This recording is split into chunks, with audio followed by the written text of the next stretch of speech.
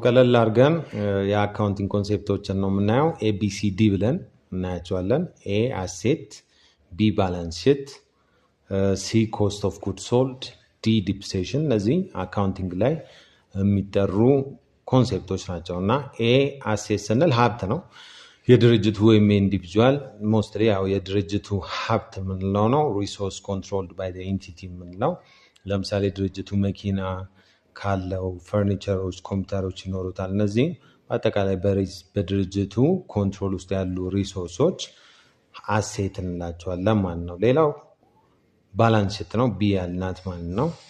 ቢ ባላንስ ሺት የሀብትና ዕዳ መግለጫ እንለዋለን።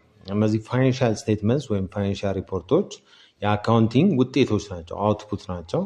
ስለዚህ ከፋይናንሻል ሪፖርት ወይም ከፋይናንስ መግለጫዎች ውስጥ አንዱ ባላንስ ሺት ነው። ባላንስ ሺት የሀብትና ዕዳ መግለጫ ይባላል።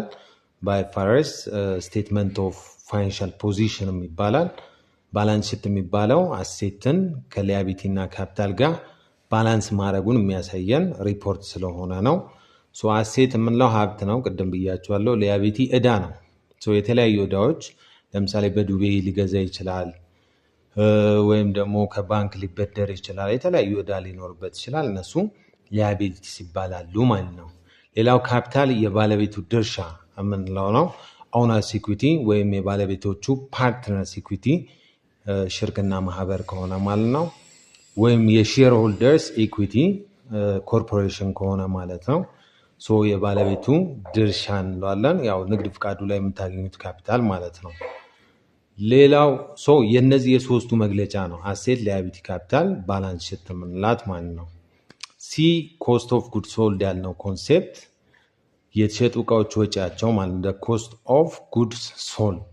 ስለዚህ ለምሳሌ ገዝታችሁ የሚሸጡ ከሆነ ወይም ማምረታችሁ የሚሸጡ ከሆነ የምትሸጡት ነገር መጀመሪያ የመጣበት ወጪ አለው፣ ኮስት አለው ማለት ነው። እሱ ነው ኮስት ኦፍ ጉድስ ሶልድ የምንለው ማለት ነው። የተመረተበት ሊሆን ይችላል፣ የተገዛበት ሊሆን ይችላል። እሱን ኮስት ነው ኮስት ኦፍ ጉድስ ሶልድ የምንለው ማለት ነው። ዲ ዲፕሬሽን ነች። ዲፕሬሽን ስንል አሁን ቅድም ሀብት ስንል ነበረ። ሀብት ለሁለት ይከፈላል። ጊዜያዊ ሀብት የምንላቸው አሉ። ጊዜያዊ ሀብት የምንላቸው በአንድ ዓመት ውስጥ ተጠቅመናቸው የሚያልቁ ሲሆኑ ቋሚ ሀብት የምንላቸው ደግሞ ከአንድ ዓመት በላይ የምንጠቀምበት ነው። ቋሚ ሀብት ሲሆን ከአንድ ዓመት በላይ ስለምትጠቀሙበት ቀስ በቀስ የገዛችሁበት ኮስት ወደ ወጪ እየተቀየረ ዲፕሼት እያረጀ ይሄዳል ማለት ነው። ያንን ነው ዲፕሬሽን ብለን የምናስቀምጠው የእርጅና